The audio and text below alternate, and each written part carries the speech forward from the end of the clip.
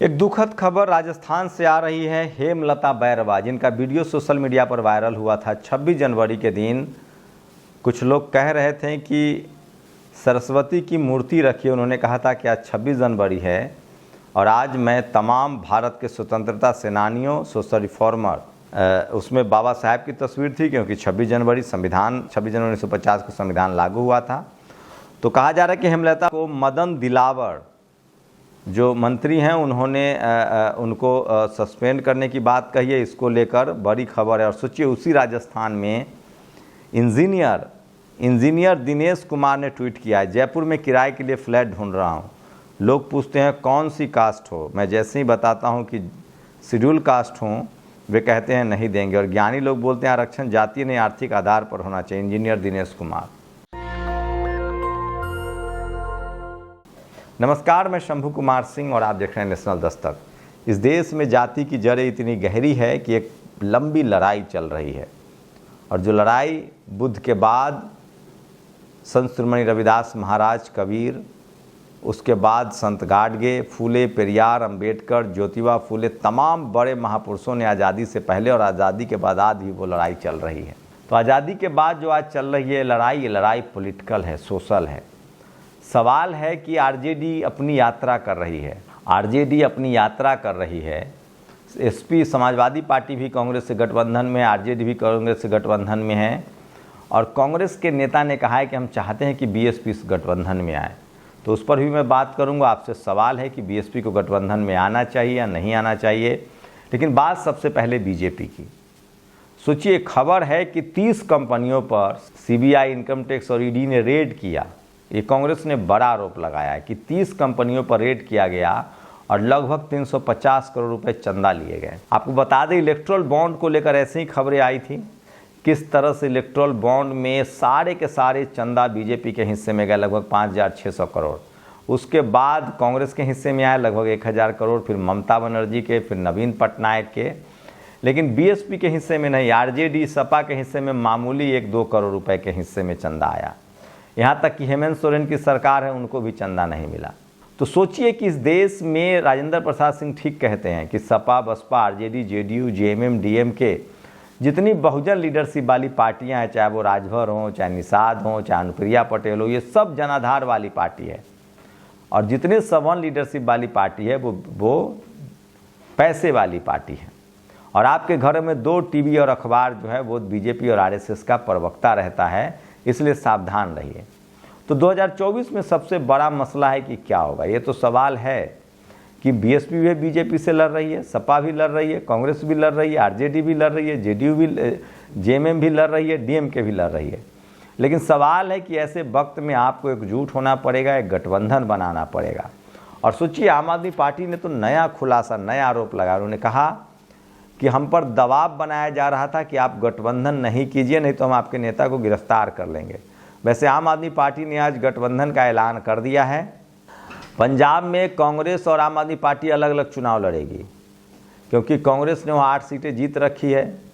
तो वहाँ, लेकिन गोवा में उनका गठबंधन रहेगा, हरियाणा में गठबंधन है, उसके बाद दिल्ली में 4-3 का गठबंधन है, गुजरात में 24 और 2 का गठबंधन है। तो आम आदमी पार्टी का गठबंधन हो गया और इससे सीधे सीधे कांग्रेस को फ़ायदा होता दिख रहा है।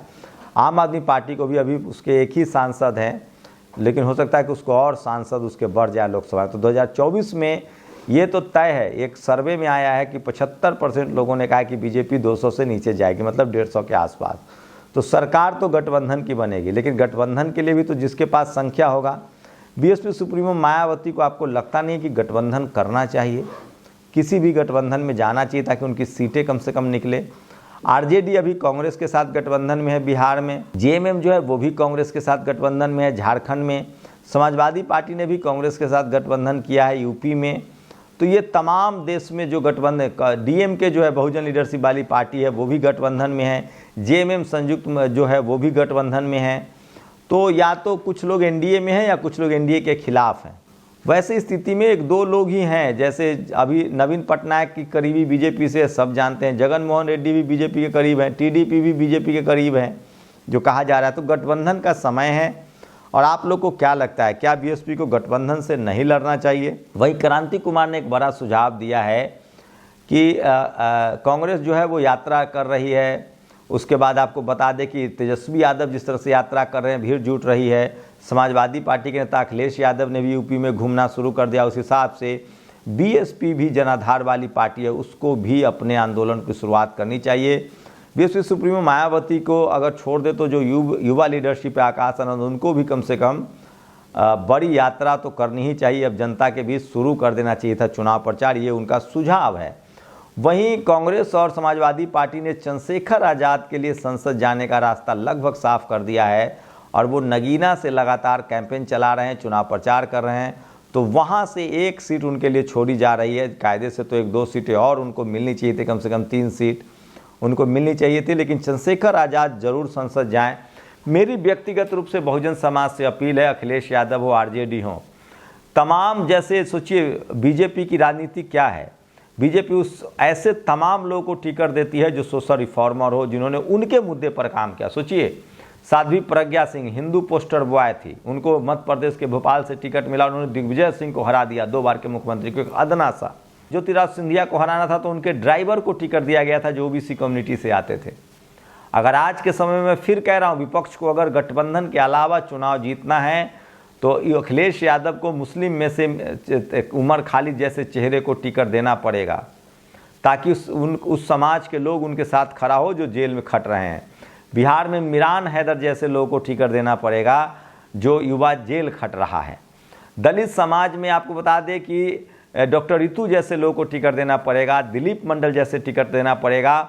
और मैं तो कहूँगा कांग्रेस को बैरवा को, जो जिनको अभी टीचर से नौकरी से सस्पेंड कर दिया है, उनको टिकट देना चाहिए। मैं फिर कह रहा हूँ, उनको टिकट देना चाहिए जिन्होंने हिम्मत दिखाई है। पूरा का पूरा बहुजन समाज वोट करेगा। सोचिए, ये बहुत ही दर्दनाक खबर है कि एक संवैधानिक रूप से बात करने वाली महिला टीचर हेमलता बैरवा को टिकट देना चाहिए। तो मैं फिर कह रहा हूँ, अगर राहुल गांधी से मेरी कभी बातचीत हो, कल रतन लाल और तमाम लोग गए थे, पता नहीं लोग क्या बात हुई, मैं तो कहूँगा जो तमाम सोशल क्रूसेडर हो, डॉक्टर रितु उसमें थी, उनको टिकट मिलना चाहिए। पूरा बहुजन, उनका 100 दिनों से आंदोलन चल रहा है। ओबीसी के रूप में डॉक्टर लक्ष्मण यादव को टिकट मिलना चाहिए, जो सेक्रीफाइसर है, जिनकी नौकरी चली गई सामाजिक आंदोलन की वजह से। डॉक्टर रितु को नौकरी से क्यों निकाला गया? मैंने सुना है वो वीडियो उनके प्रिंसिपल का, वो कह रहे हैं कि ये आंदोलन में जाती हैं, वो किसान आंदोलन में जा रही थी। लक्ष्मण यादव की नौकरी क्यों गई?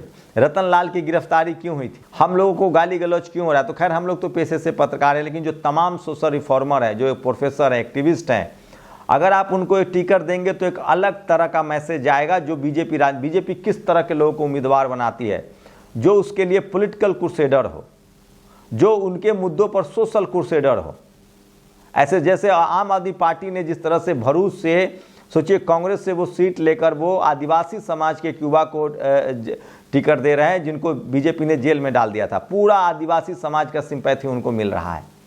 तो पता नहीं ये लोग कैसे राजनीति करते हैं। जो लोग जेल खट रहे हैं, जो लोग नौकरियों की कीमत दे रहे हैं, चुका रहे हैं, जो लोग बड़े सेक्रीफाइसर हैं, उनको टिकट देना पड़ेगा। और मैं फिर कह रहा हूँ, ये विपक्षी दलों का गठबंधन तभी कारगर होगा जब ये लोग, अभी भी मैं कह रहा हूँ, बीएसपी अगर उमर खालिद जैसे लोगों को टिकट दे, मिरान हैदर जैसे लोगों को टिकट दे, डॉक्टर रितु जैसे लोगों को टिकट दे, लक्ष्मण यादव जैसे लोगों को टिकट दे, तो फिर से बीएसपी के पक्ष में जन समर्थन बन सकता है। मैं फिर कह रहा हूँ, बहुजन समाज बहुत जागरूक हुआ है और वैसे लोगों को, जो सोशल सेक्रीफाइसर है, जो सड़क पर संघर्ष कर रहे हैं, वैसे लोगों को आपको टिकट देना पड़ेगा। एक समाज में मैसेज देना पड़ेगा, जैसे बीजेपी देती है। जो हार्ड लाइनर, उनके हिंदुत्व के एजेंडा पर चलने वाले लोग हैं, जो हार्ड लाइनर है, साध्वी प्रज्ञा जैसे लोगों को वो संसद भेजते हैं। तो ये रणनीति अपनानी पड़ेगी और ये समझना पड़ेगा, तभी जाकर ये लोग चुनाव जीतेंगे। और सबसे बड़ी बात है, इन लोग को दलित पिछड़े, कांग्रेस को खासकर दलित पिछड़े, आदिवासी, अल्पसंख्यकों को टिकट देना पड़ेगा,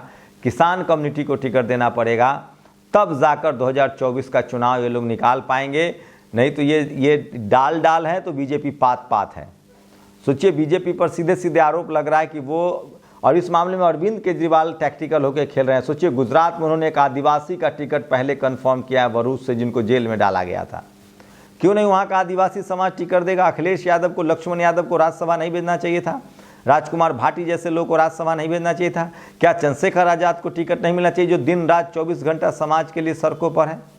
राजनीति में आपको पॉलिटिकल क्रूसेडर, सोशल क्रूसेडर को चुनाव देना पड़ेगा। और मेरा एकदम अभी भी मैं कह रहा हूँ, अखिलेश यादव अभी भी सवर्णों के मुकाबले मुसलमानों को कम टिकट दे रहे हैं और ये बहुत खतरनाक होगा।